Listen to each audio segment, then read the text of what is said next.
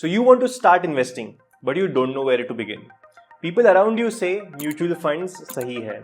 But there are so many mutual funds. In fact, in India today, there are over 2,500 mutual fund schemes. So how do you select the best mutual funds out of all of these? In this video, I'm going to share with you 3 index fund ideas that you can consider to start investing. I'm also going to share the advantages and disadvantages of each and even give you an idea as to which you should pick based on your profile.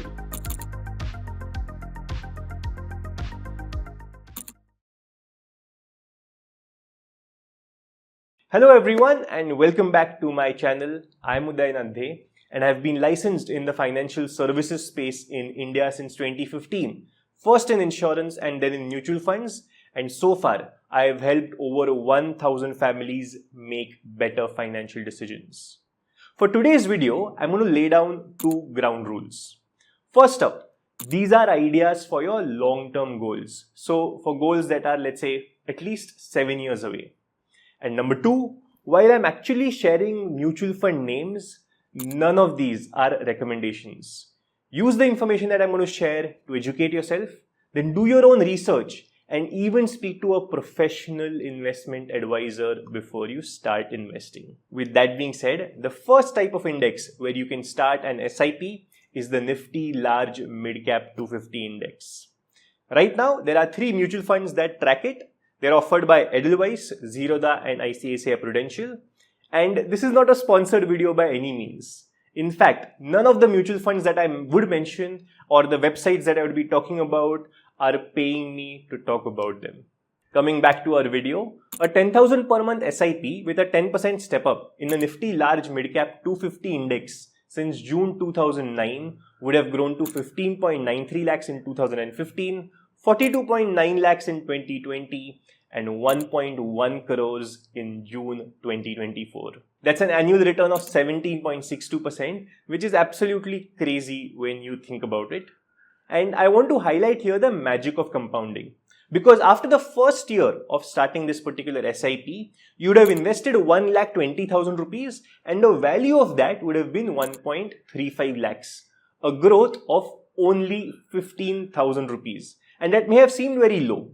But as the years roll, you can see how investing for longer periods of time and being patient with your investments would have started stacking up returns. I'm going to dive deeper into this particular index in just a bit and also share with you which amongst Edelweiss, Zerodha and ICICI Prudential has the best index fund for this particular category and why. But before all of that, it's important to understand what exactly is the Nifty Large Mid Cap 250 Index and what is even an index fund. Now to understand index funds, I want you to think of a Spotify playlist. Like for example, the Bollywood 2000s Love Hits. Now after seeing its name and clicking on that particular playlist, you know exactly what kind of songs to expect, right? Or let's say you have a different playlist like the New Music Hindi Hits. Now in this one, you can certainly say that you would not find songs like Chukar Mere Man Ko or Meko Ye Sa Geet Gao. You certainly wouldn't find them. So a Spotify playlist is a collection of songs with a common theme. Now just like that, an index is a collection of stocks with a common theme. It could be an index like the Nifty 50 Index, which has India's 50 largest stocks, or it could be the Nifty Auto Index, which has Indian auto stocks.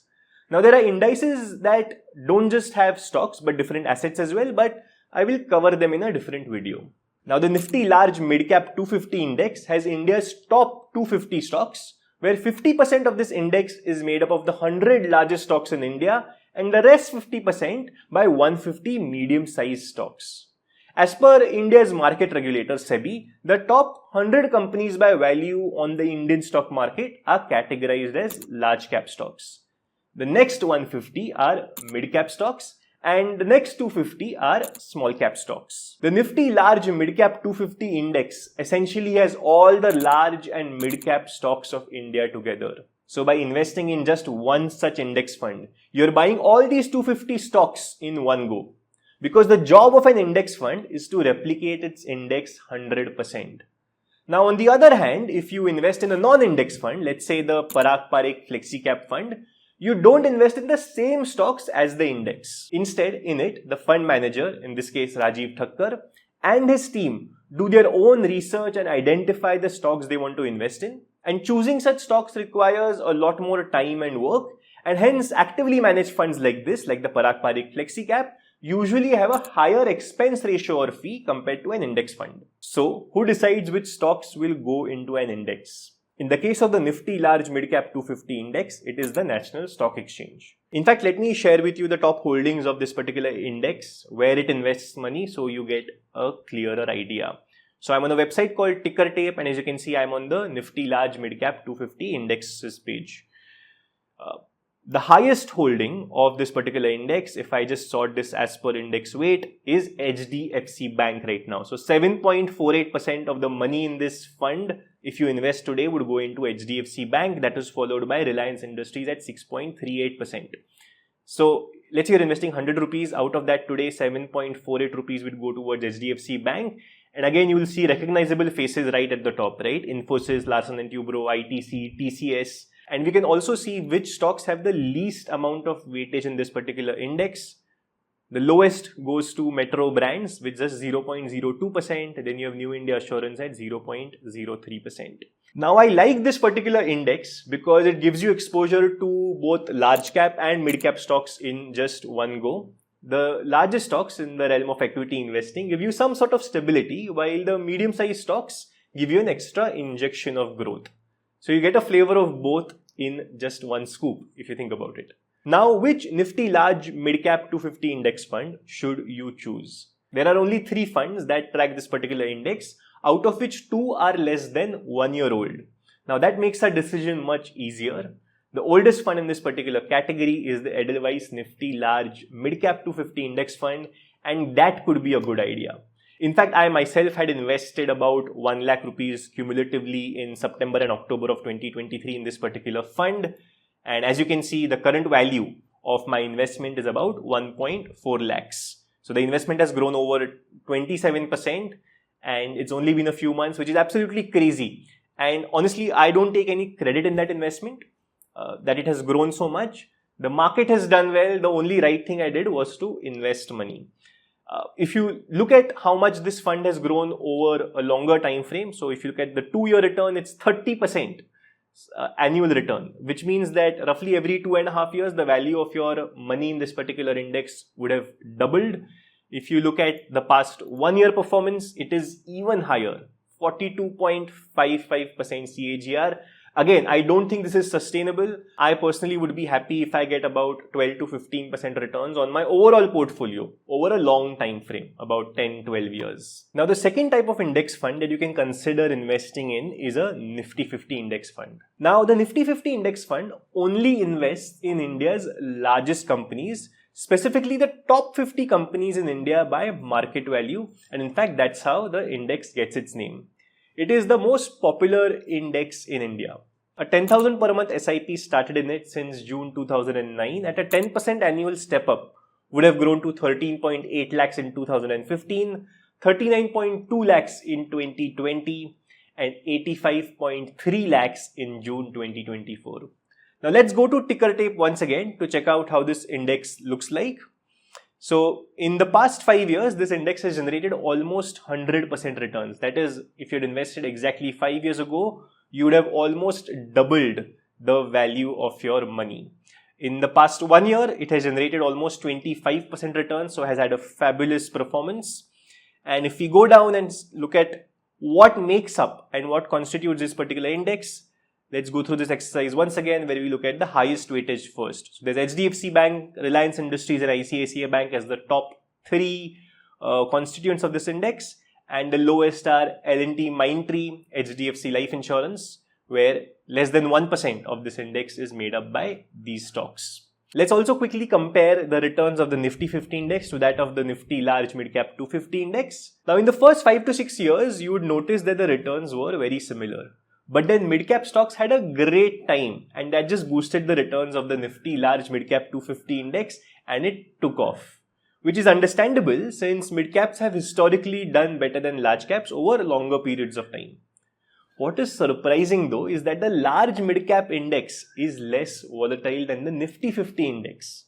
So it has less wilder up and down movements. We can actually quantify this by measuring the standard deviation of both these indices. The large mid-cap index has a 5-year standard deviation of 18.2%, while the Nifty 50 comes in at 18.97%. The 1-year standard deviation though is in favor of the Nifty 50. Now when it comes to choosing which Nifty 50 index fund to invest in, the expense ratio and the tracking error of the index fund become the two most relevant factors. Think of expense ratio as the fee charged to you for investing in that fund. Now this expense ratio fee is the money that is used to run the fund, that is paying salaries, rent, compliance charges among many other such expenses. The lower the expense ratio, the better. Tracking error, on the other hand, measures the difference between the movement of the index and the index fund. Now remember, the job of the index fund is to replicate the index 100%. So that's why even the tracking error must be as close to zero as possible. Now based on that, I have compiled data of Nifty 50 index funds in India. I have essentially considered funds that have been around for at least 2 years and they manage at least 1000 crores of money, so that there is some decent track record. Now as per this sheet, you can see expense ratio in column C, tracking error in column D, and then the addition of both these in column E. Now ideally we want the addition of expense ratio and tracking error to be as low as possible. So if we rank funds based on lowest to highest of that particular addition, you will see Navi's Nifty 50 index fund come in at number 1, followed by Bandhan, ICICI Prudential and the others. Just to give you context as to how much of an impact that marginal change in expense ratio and tracking error has on returns, I've also given you how much 1 lakh invested a year ago would have today been across all these funds. So if you notice, the range goes from about 1,25,489 to 1,25,607. So the difference between the highest and the lowest performing index fund on a 1-year basis is not that much. Over a longer period, that would grow a little more. But if you're new to investing, you can try to optimize Nifty 50 index fund selection basis this tool. But it's important to actually start investing without really worrying about these nuances at the beginning at least, because getting started is important. And then once you figure that out, once you're comfortable with it, you can start focusing on the details. Also tell me in the comments if you want me to make more videos on how to select mutual funds. I will in it dive deeper into concepts like standard deviation, tracking error, expense ratios, and share other metrics as well that you can use. Now let's move on to the third index that you can invest in, and that is the Nifty 500 index, which invests in large cap, mid cap and small cap stocks. You already saw how adding mid caps to your portfolio increased your returns. What do you think an SIP in the Nifty 500 index will look like since it has small caps as well?